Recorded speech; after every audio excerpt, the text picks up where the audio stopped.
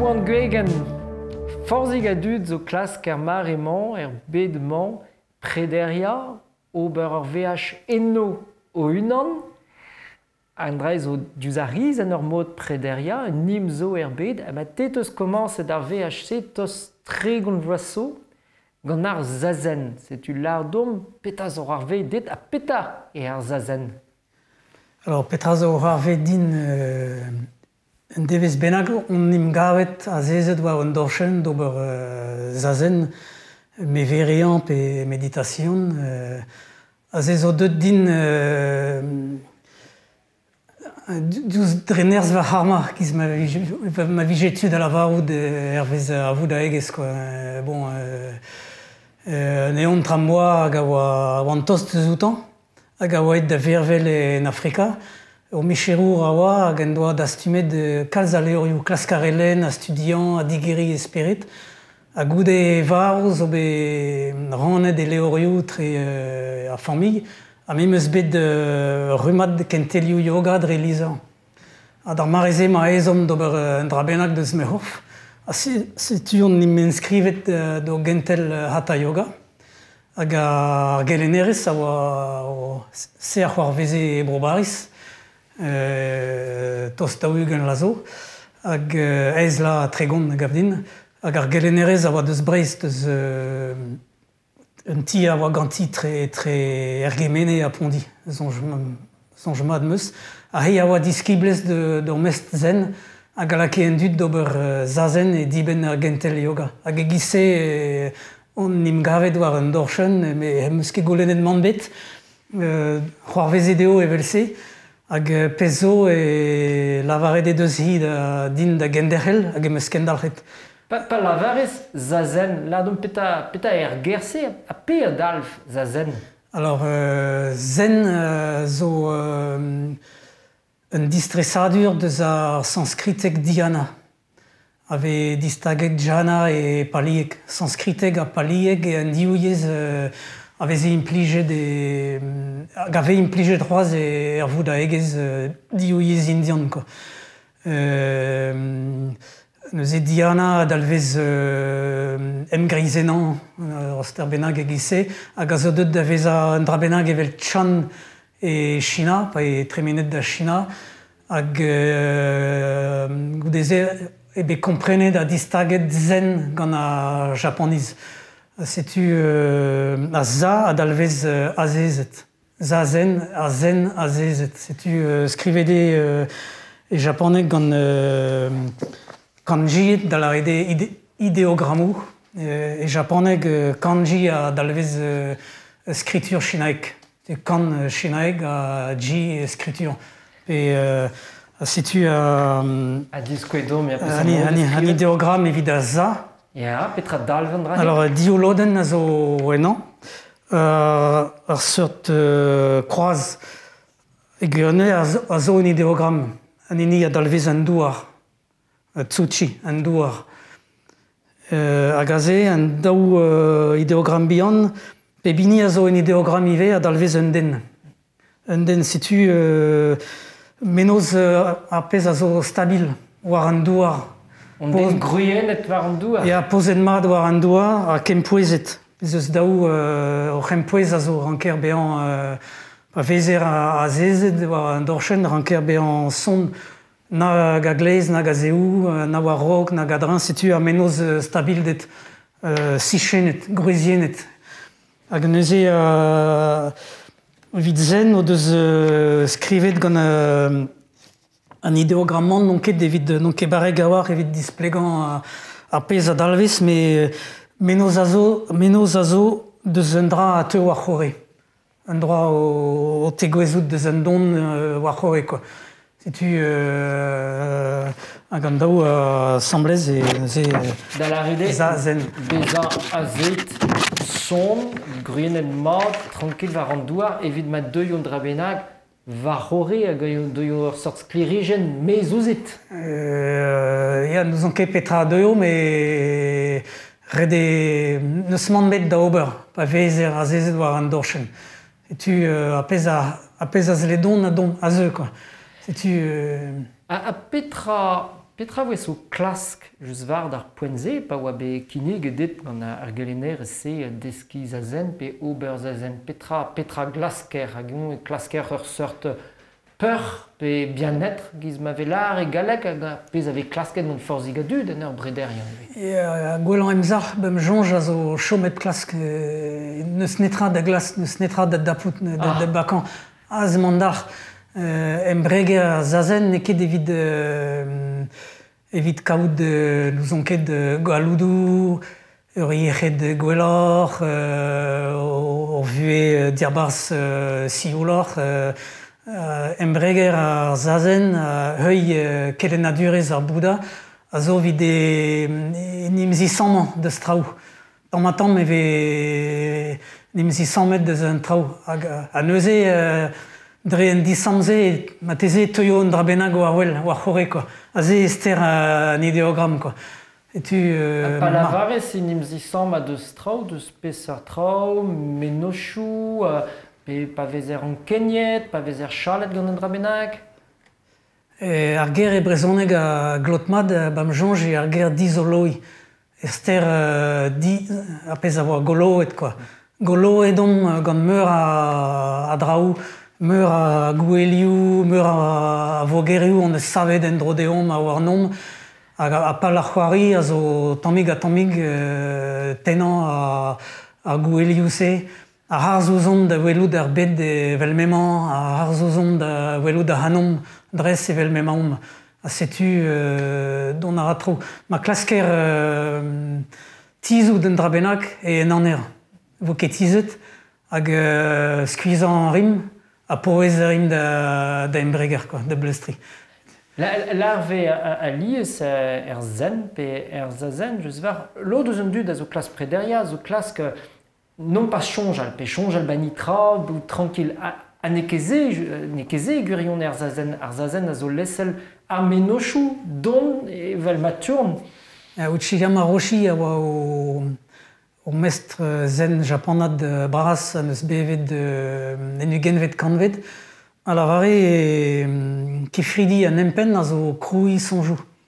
An empen darmat a zo kroui sonjou. Min zo chonj al bepre, da zon drabenag. Alors marmous so vont deus ur jonj degile. Redet an empen kenderri sonjou e zavedeo evit se. Ze zo vel keflusker un auto. Triara, brrrr. Setu pa vezer a zezet war an dorchen et eux jonjaou an empen ne helket chom e bober.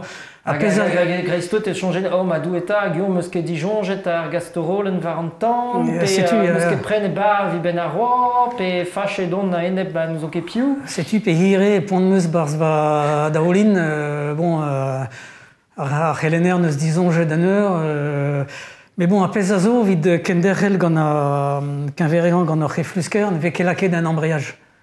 Ve lezet a jonjou da dremen. Avec la quai d'un embrayage, c'est tu un auto à Harton ne yake warok. Tu azezedon ne smandbet da over et tu donara zonjou pa verzon et mom pa quai de nom jonjaou on gizma lavarez et ben tistrom da nemzal korfel tistrom da analan di analan tistrom da again sonmad again et distegnawar diuskoaz sais-tu, à pemp et 16 minutes goudé, te yochaj jonjaou, hag a pal a zo lezel da dremen. Tu, a garabat klask ober ar goulo, vel ma klevan gant ur bentud, di bossu beo, an empen ne helket. Mais bon, klask a reom ne dolom ket pouez da sonjou, nin ket pouezus. Sais-tu, pa teom da vezan emiskiantek emam o val an sonjou et istron da c'horf hag ne zen ne manket d'an gant a poel deus aze et deus traoù donor et tu rede lakad se un tammig a goste vid ma c'hallo a pez a zo aze don war c'hoe ba me jonj. A te, ba oe tre gant vloar na he mout o Robert Zazen, tre gant vloasou, oa ket diouz ar riz, tout ze prederia vel memant diouz ar riz hiu an dei, petra nou e plije dit a penons en nen penkentor tregon vaso il y a encore evel jus hag ver encore ver ket a vechou o change al bet traoasatse. Tregon lasso pe pem lasso a tregon a pez a oa Johan Gwemol da c'hourse hag a tout arre a bleustre ganin a oad ganin à peu près dans la rede très Hugen a tregon la à peu près hag ur boa ezantem en ezom d'oberon drabenag gant am c'horf hag ezantem ive moarvat en ezom de danva ur vure spiredel a penaos langaj nilis katolik ne glote kekin gant am ezomou gant am doare ou bevan ne oam ket evit kompren. Petra da skouer. Non ket dija d'ar mareze oa bet sécularizet kalz ar gevredigez amañ e bro France quoi.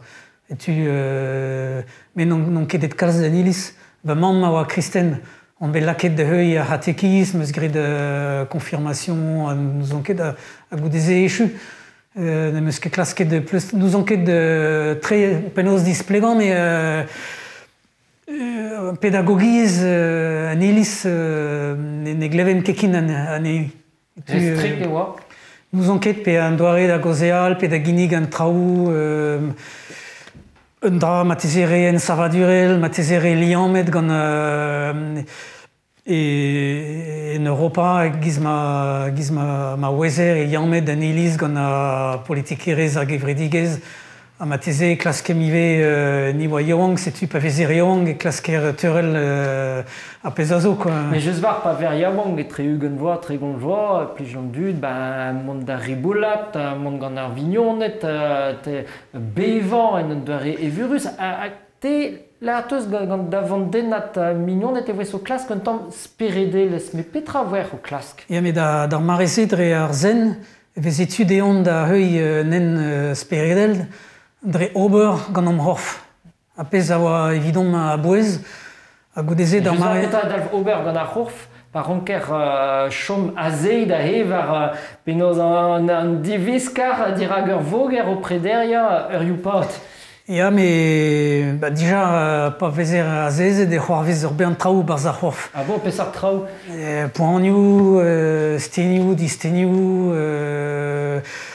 chanch ar c'horf, la kadra ar c'horf da chanch ahet an amzer, quoi. Nefet da zo liamede ar spered hag ar c'horf. Adre ar zen e hel er golout peogwir neus mont bet da ober. Ma rez da zezan war an dorchen o vezan fuloret, ne vo ket dinvel an traoù a ma resk dre ma vezez sioul pe joyus quoi. Si tu aze e waler douztu, a gouspen a zezan e veze grit kalz a la bourdon. Samou hag a vechou traoù stert, hag ouspenze loden deus ur me verian avec grit o kerzout. Setu d'ar mareze ar zen a blede dom me zomou quoi. Setu a gouspense d'ar mareze veze miong, setu hemive da riboulat goude a prantadou pleustri quoi. Hag ar zen a oa bet digas et brochal neve so avar bloavioù D4 ugan gant ur manach o tont eus bro Japon dresto hag en eus digas brut d'ar zen amañ taisen de chimarou. Ya, e bro France ebe degaset drestol gant taisen de chimarou hag just a war c'henez a leze a eziski bien Yoang da riboulat a wechou. E rue de oa Drest a goude mai 68. Hag aze oa gevredigez o chanch. A Yoang kizour doa em deus traoal. A yon oa deut a responte. A ginige un dra hag a responte da nezom. Hag diouz a meus klevet peg meus ket an aveze da neon. E rue don just oa war l'er e varo. Ma oe daou a pe var eugen. A kroget emeus da bleustri e tri a pe war eugen. Hag war am eus klevet gantan e oa tud a gemere dram, a lonke alcool, ja. Tamm e lake aneo da jench dre gise.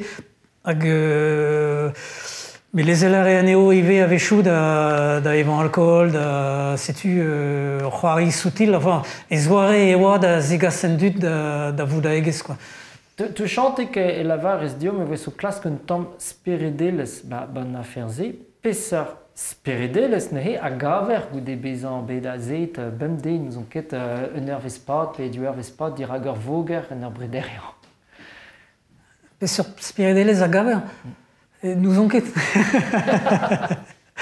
Ne oarant tambet. A neuze petra gaver. Apez a zo oberzazen a zezan a zo mat, mais ma pas de nervez. Mais chomara terrorvez war nugen a petra ober.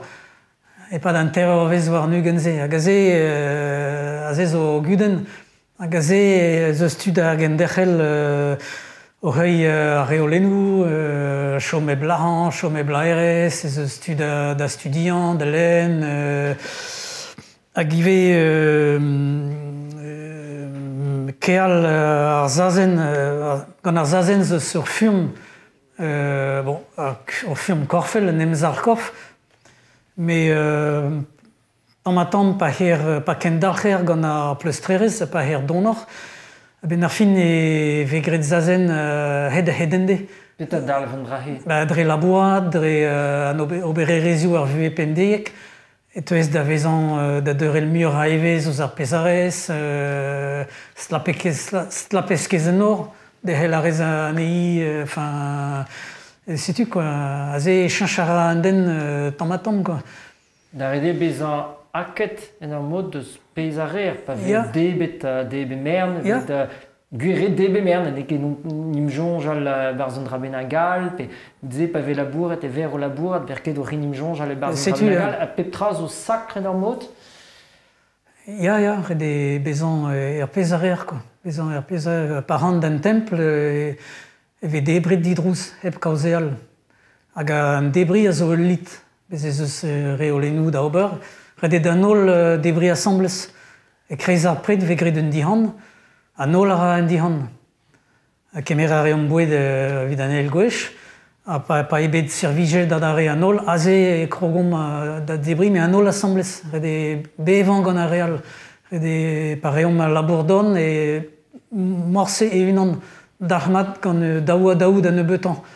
Nober a gevret gant a real, quoi. Ah bon, tro ede kelen a durez ar bouda war zu a real, se zo vit chikou a real, setu tamm pa peus komprenet d'an draze, ben el ez chanch da vod bevan, quoi.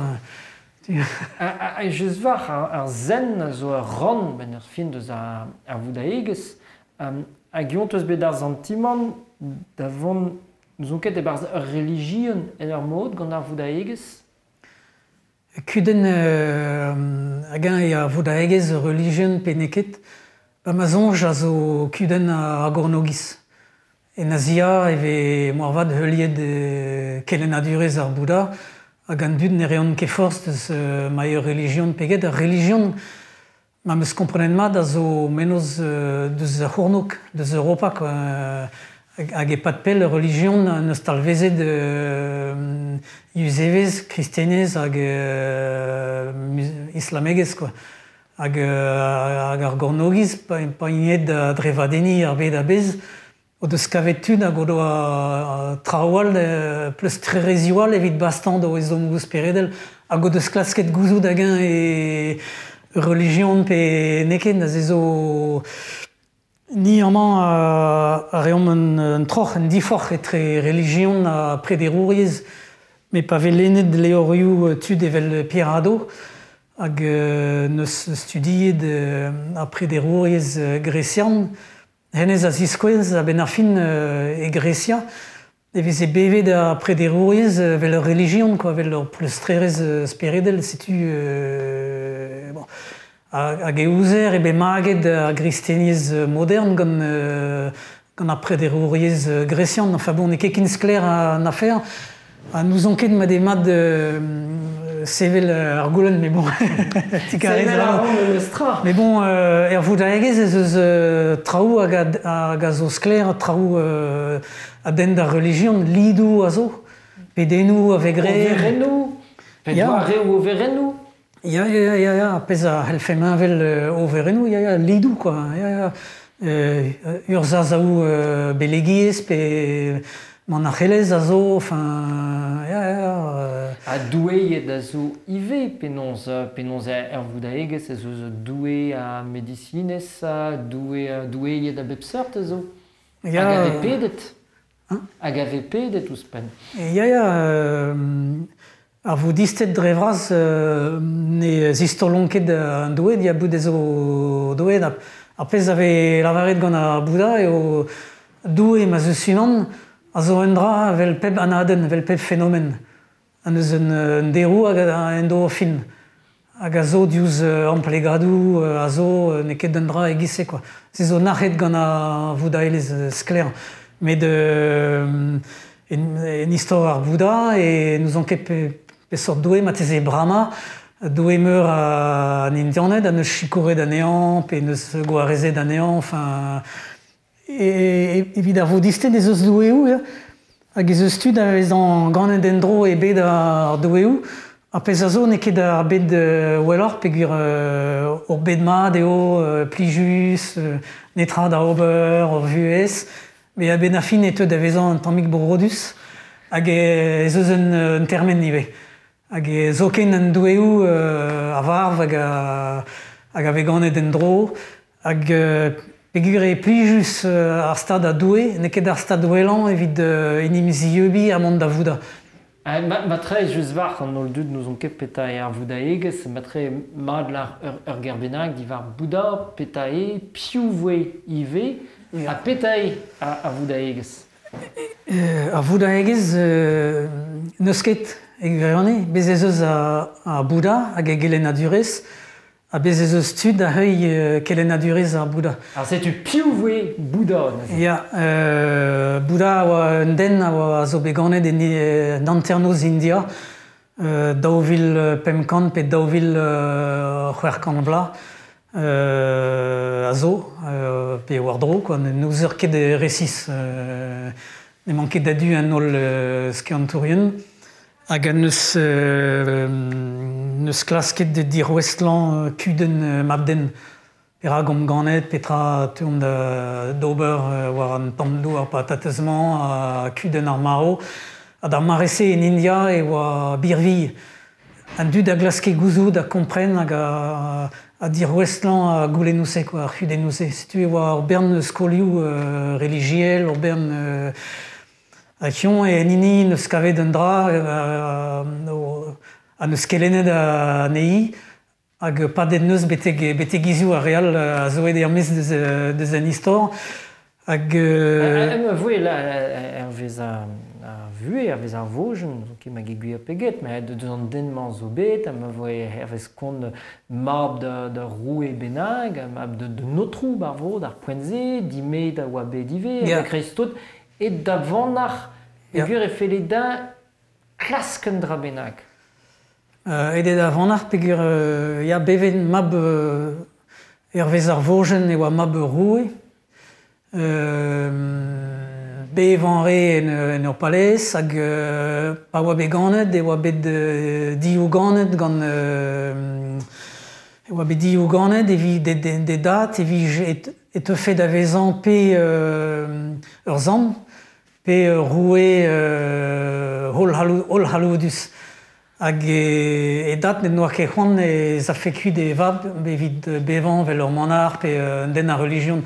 Setu neus klozet anean e a palez, difenet kazanean ermez, evit net nije ket c'hoant da heuil en endal eget kemer ar galoud ou de maro e dat. Apez a zo memestra en devez benag eget da bourmen ermez deus ar palez. Hag a zen eus gwelet un den klan, un den koz, un den o vervel, hag en eus kroget gompren ne oa ket da vue kin plijus ama oa bet laket da gompren beteg ar poenman, quoi. Agive neus gwelet an manar, un den a seblanté en kavet un diskoulm da nol diezamant touze, quoi. Agaze neus klasket tehout deus a palez, evit dirouestlan ar c'hudenouze. Dichap voe hervez koun ar palez et da vevan e unan, barz ur c'hwet bennak, kaven neus doare penons e barz un mini-hi, doare da dizout da gaud responchou, da veva paour, mais voe ket da her respont ken nevet. Hervez a vojen e tehet diouz an noz deus a palez, hag neus veliet mistri hag a gelene traoù. Mais beptol e teuve a-benn da vestronian, apez a veze kelenet dean, an en doa ket e walc'h gant an drase, ne ziro est leket ar c'hudennoù bras, quoi. Setu devez benaz neus laket bon ben... non, ne keze bet ebet da embreger askezegez kreñv. Heb debrinetra c'henenriz bende... Don a red a vezan treut kenan, ya, ne veze kolet nemet e eskern, enfin, hanter varo e oa bet, hag ben a fin zonjet ne keze, ne ket gise teuin a ben, hag pa war hanter varo ar plach roan, yaouang neus roet bouet dean, vid magan anean, hag a ze neus divize da zezan, beteg ma nije kavet an diskoulm. Chomede a zezet din dan o wezen, hag ben ar fin eo nimzi hunet. Gwechal e vezet troet gant sklerigenet, be an sklerigenet a bremañ e vel avaret dihunet, an dihun. Hag a ze deut da vezan a Bouddha. Bouddha a dalvez an ini dihunet e sanskritek. Petra oe an dihun ze, pe an eus kavet a greistot hag vid divan ena. Dihunze petra neus kavet, neus gwelet tremenede a c'hoarvezet an afer e pa de nozvez. Meur a stad a zo bet ave displeget e barz an testennoù, da skouer en eus gwelet e ol vuezioù kent. A boe pen kentan, enfin, a boe pel, en eus gwelet de buezioù an ol boudou, a gal... Hag e nimze hunet neus komprenet ne reomp nemet tremet, neus netra pur badel, ni pebini a hanon nemet un dra ne bat ket, neus ket a hanon meg reone, a pep tra zo liamet, ni evel tout an traoù, neus deus ouzon nemet e liam gant ar bet en dro deomp. Neus dizoloet tout an traoù se, hag eo e nimzi bet deus apez ve gred ar c'harma. Hag apez neus lavaret eo bremañ an deut da vezan a Bouddha, am eus komprenet apez a oa da gompren, a ne zeuin ket kin en dro. Ne vo devonet e bet kin evidon. Da la rede pa la c'hoari evit a re a heuil kelenadurez a Bouddha e chom eb don en dro. Et tehout eus kerbach a samsara ar genel a mervel dibaouez. Hag ar boulan eus lavaet setu e chueo, deud an aben. Petra e nimzi hunet deus komprenet en eus penoz nimzi hunet eo deus nimzi samet eo deus an diouiziegez. Da la rede komprenet en eus apez romporez lavaret bremaik tri pepeder c'haf a zo pep tra a zo berbad, pep tra a zo liamet gant an ol draoù a gal setu apez en eus komprenet er pen kentan e fele ket dean kelen peogwir e oa e zonje dean e oa reziez den ebet n'en dije komprenet hag brama an doue indian eus lavaret dean me geo lot deus an dud n'in ket kin zotze a deo a ben da gompren redeve fedit kelen deo, bon d'accord, ede da gelen, hag kerzo da goude ma oa bet dihunet oa ranen, a kejan ra gant un den un aset Hag e krog da lavardean me a zo ar Bouddha a ganenia la bon, amade. A deus ganenik. A setu ur berntud o vont di heul. Kreiz an traoù neus betro de l'art, hag a zo bet kaset betek nuget vet kamvet a gant peoz alvorenou a mwechou pevini, tout an traoù zo bet kaset dregomz. Tout an traoù neus la ne gont ket ar pez on ni, ne gont ket ar pez on neus ni, pez a gont ar pez a reom. Pe menut, pe beurvez bemde, pe gwir, tout pez a reom a zigas traoù da heul. Zenie. Ja, dreiz vid distri ur venuten war pez neus kavet ar Bouddha a peder virionne an dud ael, da la rede kementraz o poan, don ar poan deus ar zehed ar c'hoantegez, ma ve torret d'ar zehed e ve torret d'ar boan, hag ez eus un enten evit oberze, e an nen eistuek, quoi. Hag a ze neus displeget penoz ober, se neus diazez e gelenadur ez setu ar digarez aon. Ster da var an traoù pa lavarer ar pen kenta ar virion e gata a zo pep kementra a zo poan ma dou eta an rein e ke gwal laouen me meus tra pa tuer war an douar. Ya, ze zo kenveriet eve a Bouddha evel ouz an medicine. A medicine pa dout klan, pa hez da volet neon, a medicine a lavar dit te peus ar klinvet, zen e ket pebean gwaz welour pe gissemant, quoi, o fet eo. Tu ar Bouddha neus gret en diagnostik, neus kavet o boan don a zo ne ket meur a surpoan a zo. Pa veze ar klan, pa ve c'hoar veze o gwalz ar vout, hag veze ur boan diazez a deus ar c'hoant bevan. Deus ar c'hoant en emoarezi, deus ar c'hoant kaout a pezon eus wan, a deus an aon da vervel. A ze zo boan, a te ze difetis, me a zo a ze er background.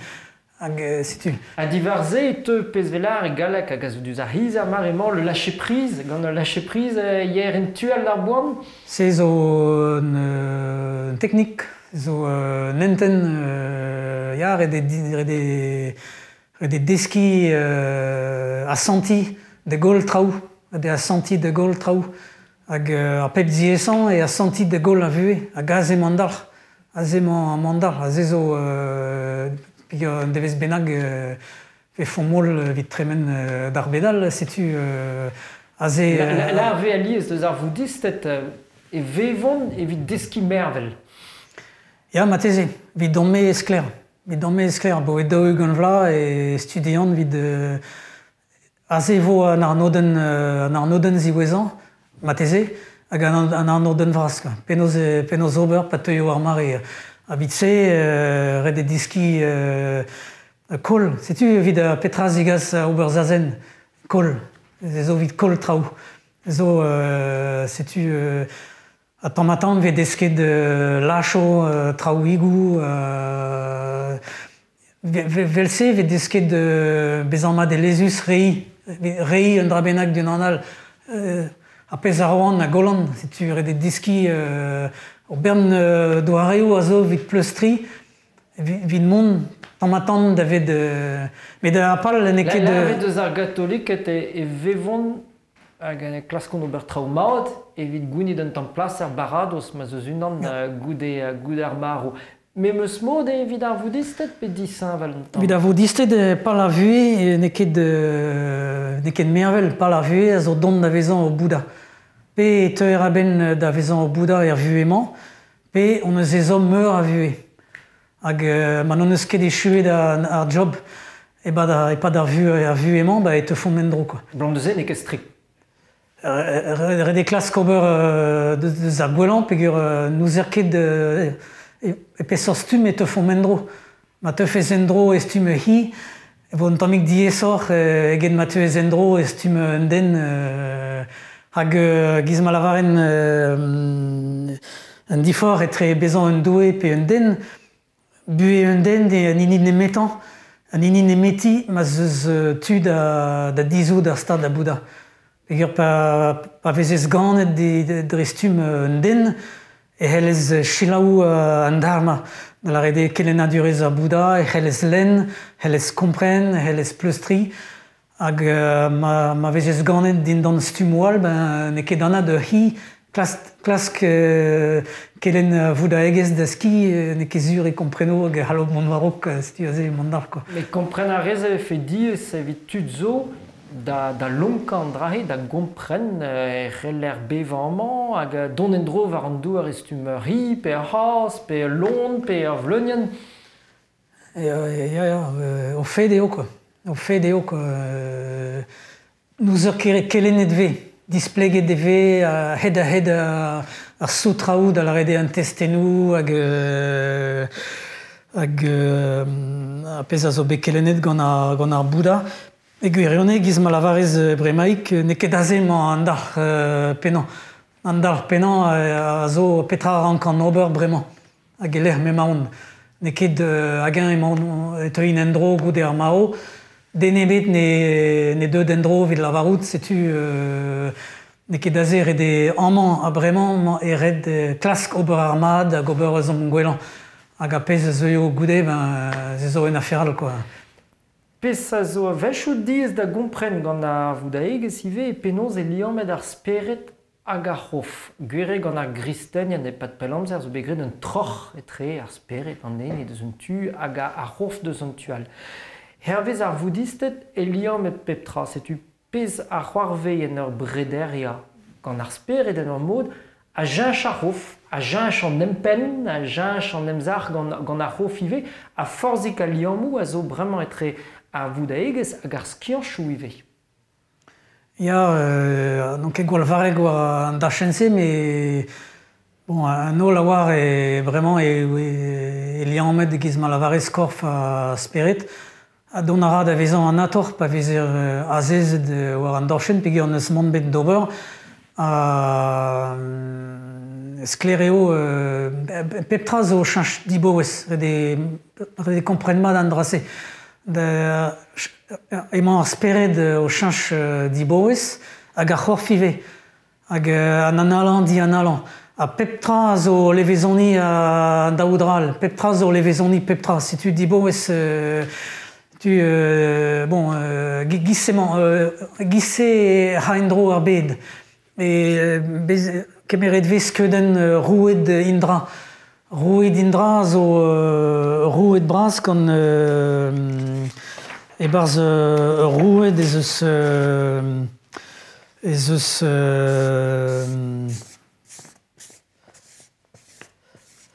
e-barzh rouet ez eus neudennoù e velse.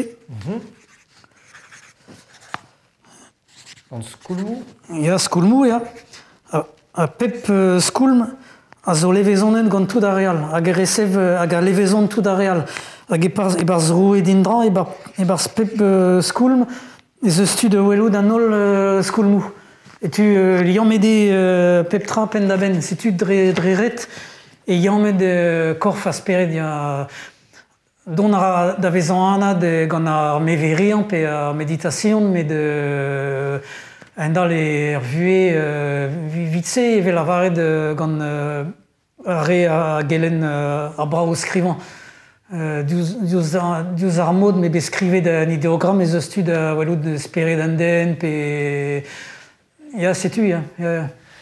Hag penons pal an voudistet giz l'art touchantek a zo dont da ver Bouddha hag lo deus auto a jom da brederia pat pel amzer eurioù, devioù, bloavioù, degadou a vloavioù betek dont Bouddha pe kaout ur sort sklerijen enno ur satori giz ma velar e japandek a geulet vel ma geulet ar Bouddha gwir ar virionne ennan pe diragan hag eo e c'hoarvet dit an drahe.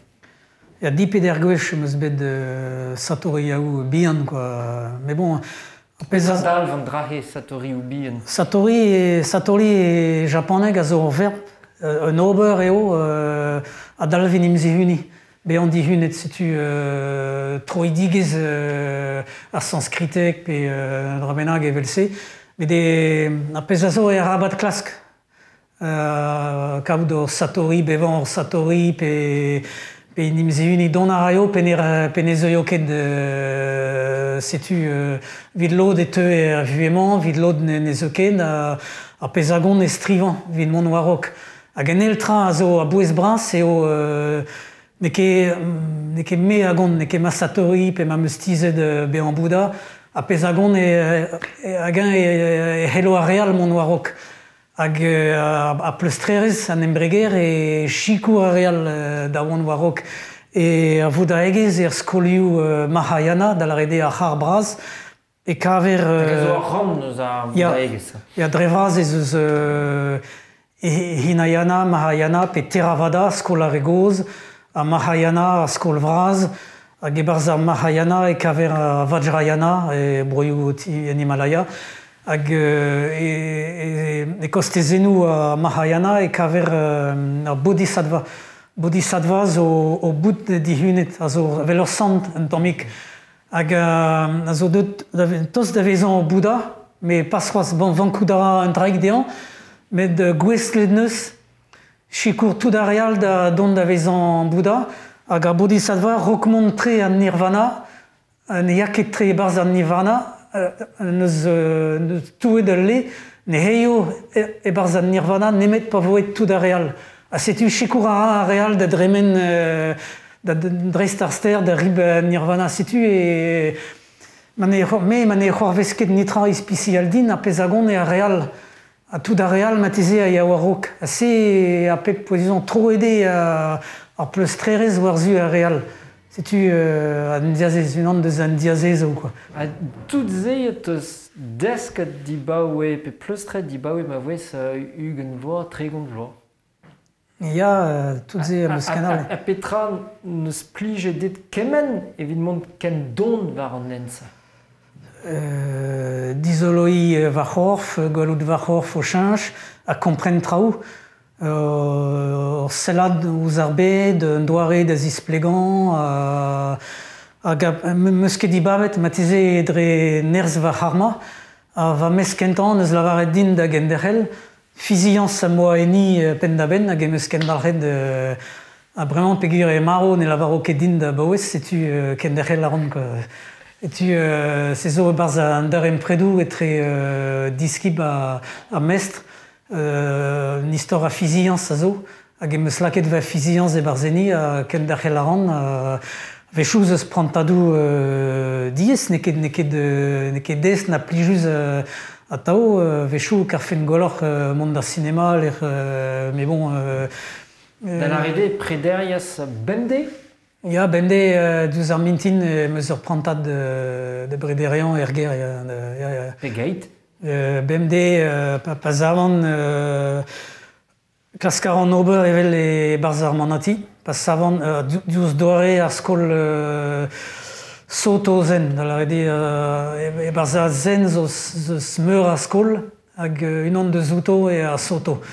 Hag a ya en dro vez a zo bet krouet e bro Japan gant dogen en trizek vet kanvet hag heulian reom a pez en eus kelenet, setu pas avant ran senmen gwalhi an drem. Hag ou deze ran da zezan war an dorchen e pat de daougen minuten. Hag ou deze pa echu ar prantadse e krogan da d'ober lit, da la rede fin ar prantadse e la kan war va fen va rakoussou e gise hag e krogan da seveni lidou hag ou deze emeus ugen minuten gant lidou da la rede kanan pedenou, quoi. A ober soubladenou a trug a rekad peogwir an beo, an yar, a goulenn chikour evit a real, hag ou deze ran da labour. A troteus bet na he da vont da vro Japan, desket eus Japanek, a troteus bet da vont en templou da vevan tamm ba bro Japan. Petat eus peseurt mod vet bevet bat diorn just var. Tro eus bet diwech da vont da vro Japan evel deskart war ar zen, quoi. Da de bewech anwet gant mener, hag a wech kentan a VH aozet en dro da lidou ispicial evit dogen zenji mestre dogen an enin eus kroet da skol beb an terkanvla e bro Japon e vegret lidou evit e invor. A setu pebini en evue neus an dro da ober ar wech setu e oan met evit ar lidou se hag an elgwech an oe dive hanter evit ar zen hag hanter evit touristelez evit touristan. Mais bevech pa on bet de oa eus bevet e pad e barz manatiez a kejet gant mener. A peta ar vue neuze barz manati zen vro Japon larve hervez kon e mar zen ran eus ar restrisan a zo voudaegez. Ya, ma teze nol manatiez er bet e nol religion e zewar e striz a war a vue. A pez a zo aozet e a vue vid esad den dud da vont warok. Hag l'er gwelan eo evit mont donor a mont warok. Pegur ne vezer ket tapet gant kudennou igou a vue pemdezieg, enfin aozet e ve peptra. Neus mont bedal d'ober. Mais da bedeur e saver, peta rer? Sevel rer deus ar beure a bret kenan. Da tro pember, trao gise. Hag ne moalhi redek da l'er ma vegret zazen, redek a tao. Tout tao vegret buan e a mod japonek prantadou hir pe hiror, goudeze lit, goudeze gret kalz a samou. Da la rede labour d'orn evit servij un temple. A goudeze ve kemeret pred ar mintin, a zezo lid ive. Zezo lid. A goudeze samou, a vechou kelen, gise e ra an devez tre prantadou zazen, prantadou samou, hag a predou hag a prantadou kelen, hag a lidou ive, a bete gant nos hag a echuet ve an devez gant zazen, a goudeze da gousket. Hag a re o deus atebegezioù, a reze ne gouskont kekalz. Sevel a reont da pedereur, terreur evit kregi gant a prienti hag al quoi, setu. Hag e peseurt mod e ver a goude donket ur zanvez mosse, riset e ver? Ya, rinset e ver. Pen kentan vezer rinset a goude daou pedride et startijen, kreñv. A ze vezer gant startijen en an mod de kreñv war Estlan museo. Peogwir e pad este, peus gret dundra epken bep tro, peus ket bet an tele nag ar radio, peus ket kolledre kalz amzer o farbotat gant an dud, o kontant kom zo goulo, peus ket bevet en aner, setu, a peus ket bet amzer da zonjal kalz diwar open deoc'h, setu, a ben ar fin e un diskuiz. Evit ar speret, un diskuiz bras, ya. Un diskuiz pe tramon ur vue donor en ur mod? Ya, lezel a rid agoste traoù n'in ket kin poezus se, hag e distabileet e vezer. Peogwir e maoc'h en dro dizinvel deus o en dro pemdeiek. A tout ar pezh zo poa savet en o pue pemdeziek, evit bezañ e surentez, evit bezañ kled, ben neus ket red deoc'h sevel abred, yeneo, goulennet ve traoù gant eoc'h.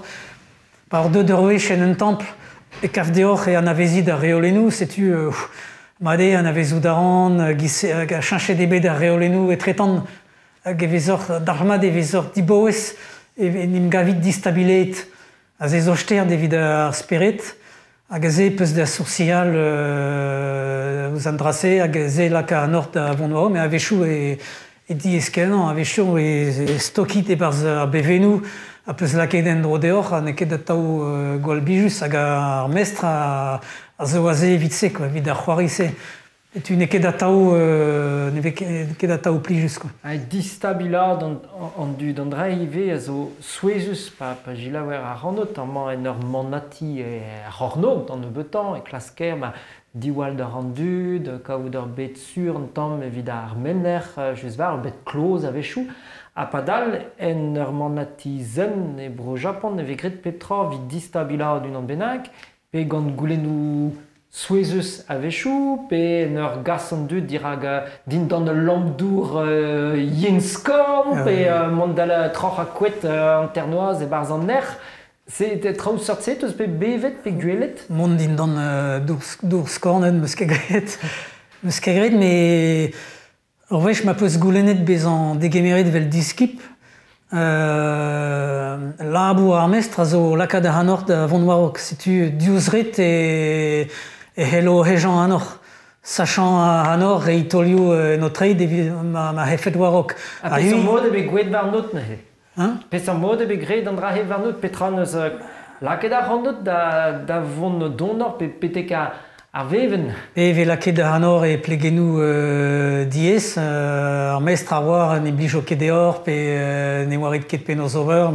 Pes ar red a skwer? Nou meus kezonj gisse, mais pe avechou ve c'hoariet deor tirag a real, quoi.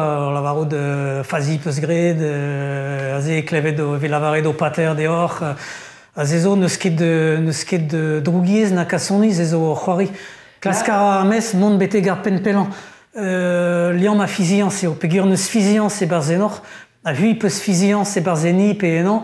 Setu a red deor kompren peus gred o fazi, a red deor a santid, red deor chanj pe mont drist traouz ezo ma hit d'un tampzen just evelse diwar dremen evit tanva, ne vo ket gred droug deor, quoi. Enfin, ne vo ket gred biskoaz droug deor, mais et des vo deor dousik evit re deor un tanva, mais ur vech ma peus a santet bezan diski, bazé unan na lavaret din par hor lik.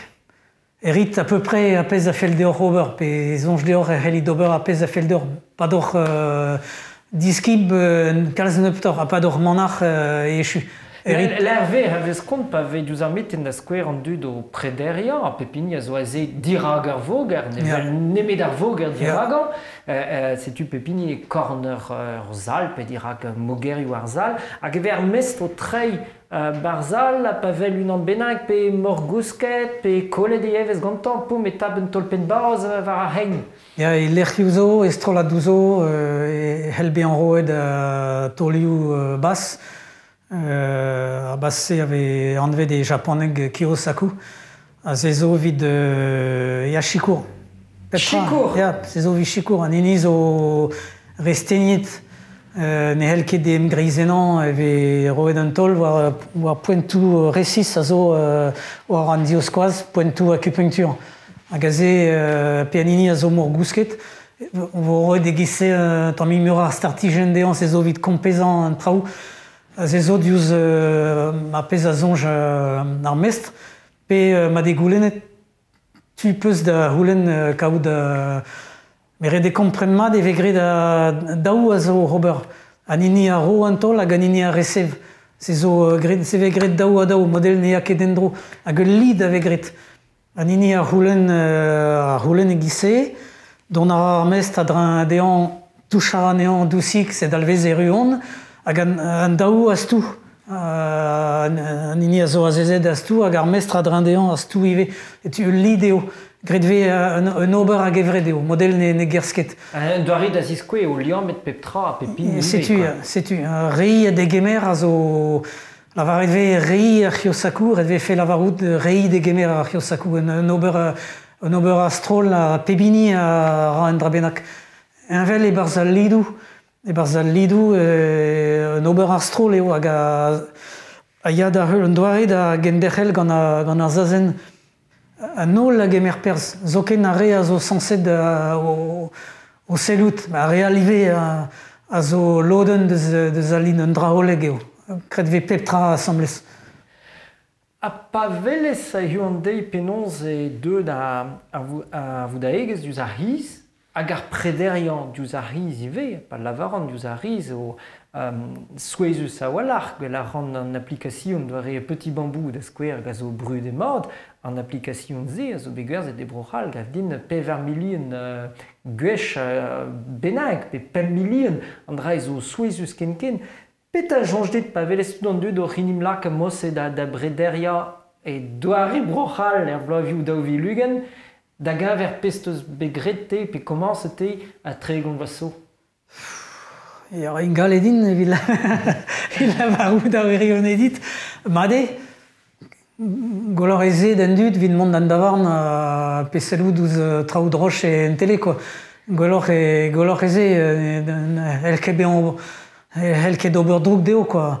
A pez a gavant me, e ouelor kaout un darem pred gant un an desketor, un an a war, ga hel linchan, tudzo, nebeut tudzo, e a rabat de ober, sklere. Zonjmeus bezan tudzo o deus kudennou en ospered, e a rabat de ober, e hel ober droug deo. Nini zo nous on ket sort klinvet de schizophrène petra o gise, ban im gav e un an dirag o voger, hag e draou dean, ma teze ou alors dean chom e bover, mais bon, pirak pas. Mais deus un tual, hag eon ne ziskoe ket dive, zeus un nizom benag, bet a vraiment de Ya skleri, daous me bet sécularize da gevredigez pen da ben, zo un ezom e gandud a glask bastan d'un ezom se. Sklereo red ve festival ur bern traoù kreizenou pe vid un chant indud. Ou alors e ober gantudal e gede un an ba me jonge, mais bon pe bini ezolip giz ma velar de brezonek, se n'ira ket pond, n'ira ket droug da real, setu, ya made. Ante pas zeles deus an enteus gret di ba oe tregon vor, di ba oe ma oe belar dit gant ar va oe se ba mont var an darchen da brederia, tout pesteus betro da zeski, d'ober, da veaji, da velet. Peser chonj a de dit pas zeles da ranense. Etre en daou e maon. Ou alors vi je bedin chom e bober. Bah bon, blanc de béata. Mi j'ai bet de revuer vers la Real, tranquille, va labour, va famille, hortoz mon war va lever, passe sevel de Kreizanos, kaout vacances a douzentual, ne helken fait de porres, ne helfen ke porres. C'est zo gruzienne de redon ne barzenon, wech tapet a virus e diz pare encore. Ne helfen ken der helarin, betek ma maro a mateze warlech warlech ive, quoi. C'est une zonket ma respontant mat da skoulen, mais bezeus bet hag e vorc'hoaz prantadou diez, prantadou esor, mais bon, zo waranen zeus atao prantadou menezioù da dremen, a vechou o blenen ingal, c'est zo apez a zo mad hag pez a zo va vit distri un tammig war traoù vel petit bambou, made a zasad ouz ar vue vodern gant un temple a zarem prenant da skouer ab l'amour da Hovid, reom assemblez met rezoum on eus klasket a zasad ive hag traouze setu evidon, mais evit respond resi sort da skoulen a pez a zo a gont evidon e an darem pred. Et kejan gant tudal kerzout gant a real assemblez hag an unan a zo un tammig avant 7 hor egedon a zezo a bouez, ya. C'est une zonken ma respontant mat da koulen.